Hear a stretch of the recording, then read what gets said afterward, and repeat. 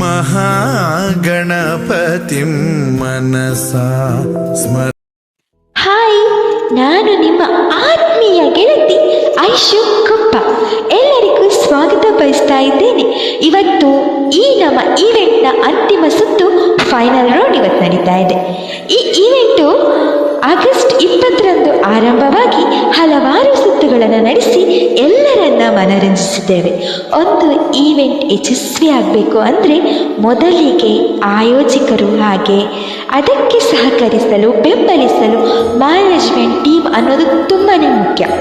ನಮ್ಮ ಆಯೋಜಕರಾದಂತಹ ವೇಣು ಅಫಿಷಿಯಲ್ ರವರ ಬಗ್ಗೆ ಹೇಳಬೇಕು ಅಂದರೆ ಒಂದು ಸ್ನೇಹಜೀವಿ, ಮುಗ್ಧತೆ ಹಾಗೂ ತಾಳ್ಮೆಯ ಪ್ರತಿಬಿಂಬ ಇವರು. ಯಾವುದೇ ಕಷ್ಟದ ಸಮಯದಲ್ಲೂ ಕೂಡ ಜೊತೆಗಿದ್ದು ಉತ್ತಮ ಸಲಹೆಯನ್ನು ನೀಡ್ತಾ ಸಹಕರಿಸ್ತಾ ಸ್ನೇಹಜೀವಿಯಾಗಿ ಇದ್ದು ಆತ್ಮೀಯರಾದಂತಹ ಹಾಗೆ ತಾಳ್ಮೆಯ ಭೂಷಣ ಅಂತ ಹೇಳ್ಬೋದು. ಈ ಈವೆಂಟು ಯಶಸ್ವಿಗೊಳಿಸಲು ನೀವು ಪ್ರಮುಖವಾದಂತಹ ವ್ಯಕ್ತಿ. ಈ ಸಂದರ್ಭದಲ್ಲಿ ನಾನು ನಿಮಗೆ ಧನ್ಯವಾದವನ್ನು ಹಾಗೆ ಸ್ವಾಗತವನ್ನು ಬಯಸ್ತಾ ಇದ್ದೇನೆ. ಮತ್ತೋರ್ವ ವ್ಯಕ್ತಿ ಅಂದರೆ ವಿಶ್ವಮೂರ್ತಿಯವರು.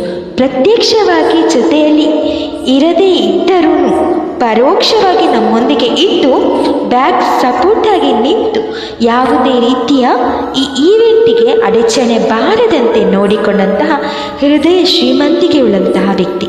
ಮಾತು ಬೆಳ್ಳಿ, ಮೌನ ಬಂಗಾರದಂತಹವರು ನಮ್ಮ ವಿಶ್ವಮೂರ್ತಿಯವರು.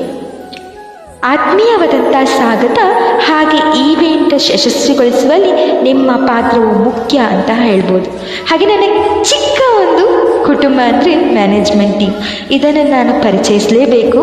ಯಾಕೆಂದರೆ ಒಂದು ಪ್ರೀತಿ, ವಿಶ್ವಾಸ, ಸಹಕಾರ ಒಂದು ಕುಟುಂಬವಿದ್ದಂತೆ ನಾವಿದ್ದಂಥದ್ದು.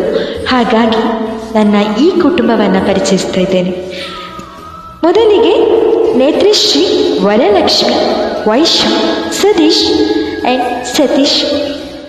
ಇವರು ಎಲ್ಲ ಸಂದರ್ಭದಲ್ಲೂ ಜೊತೆ ಇದ್ದು ಧೈರ್ಯ, ತಾಳ್ಮೆ, ಸ್ನೇಹ, ಪ್ರೀತಿಯಿಂದ ನನ್ನೊಂದಿಗೆ ಇದ್ದು ಈ ಈವೆಂಟನ್ನು ಸಕ್ಸಸ್ ಮಾಡೋದ್ರಲ್ಲಿ ಸಹಕಾರಿಯಾದವರು.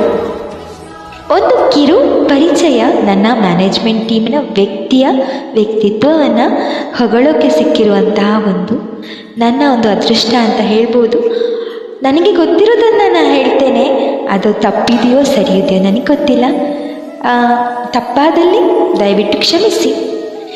ನೇತ್ರಶ್ರೀ ಅವರ ಬಗ್ಗೆ ಹೇಳಬೇಕು ಅಂದರೆ ಅವರು ಒಂದು ಕರುಣೆ ಹಾಗೂ ತಾಳ್ಮೆಯ ಪ್ರತಿಬಿಂಬ ಅಂತ ಹೇಳ್ಬೋದು.